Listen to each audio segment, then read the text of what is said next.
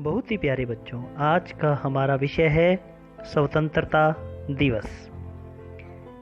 भाव 15 अगस्त 1947। प्रस्तावना। सदियों की गुलामी के पश्चात 15 अगस्त सन 1947 के दिन भारत आज़ाद हुआ था। पहले हम अंग्रेजों के गुलाम थे।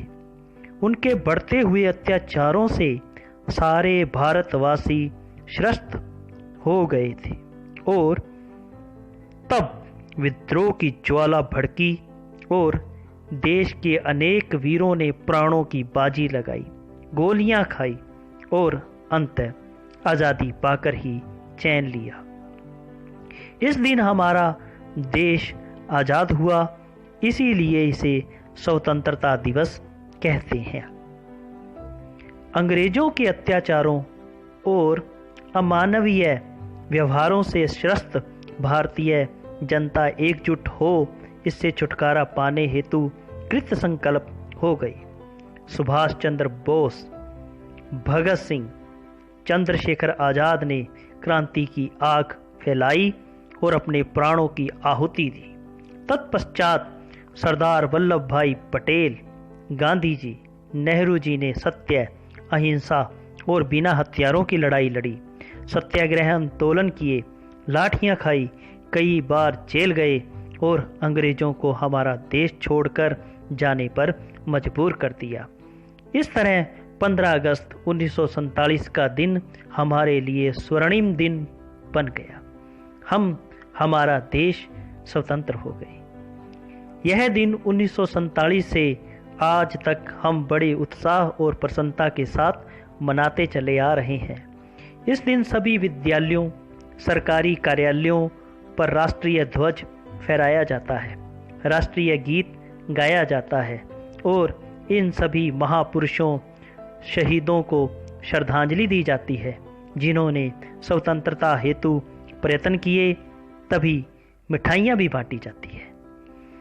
हमारी राजधानी दिल्ली में हमारे प्रधानमंत्री लाल किले पर राष्ट्रीय ध्वज फहराते हैं। यहाँ यह त्योहार बड़ी धूमधाम और भव्यता के साथ मनाया जाता है। सभी शहीदों को श्रद्धांजलि दी जाती है।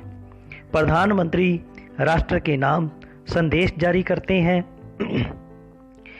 अनेक सभाओं और कार्यक्रमों का आयोजन किया जाता है। उपसंहार। हमें क्या बदलाव करना है?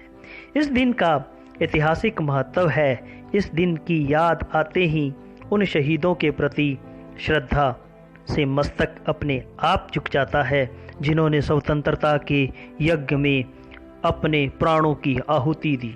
इसलिए हमारा पुनीत कर्तव्य है कि हम हमारे स्वतंत्रता की रक्षा करें, देश का नाम विश्व में रोशन हो।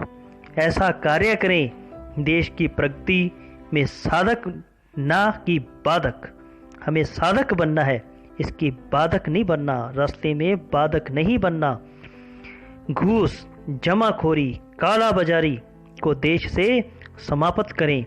भारत के नागरिक होने के नाते स्वतंत्रता का ना तो स्वयं दुरुपयोग करें और ना दूसरों को करने दें।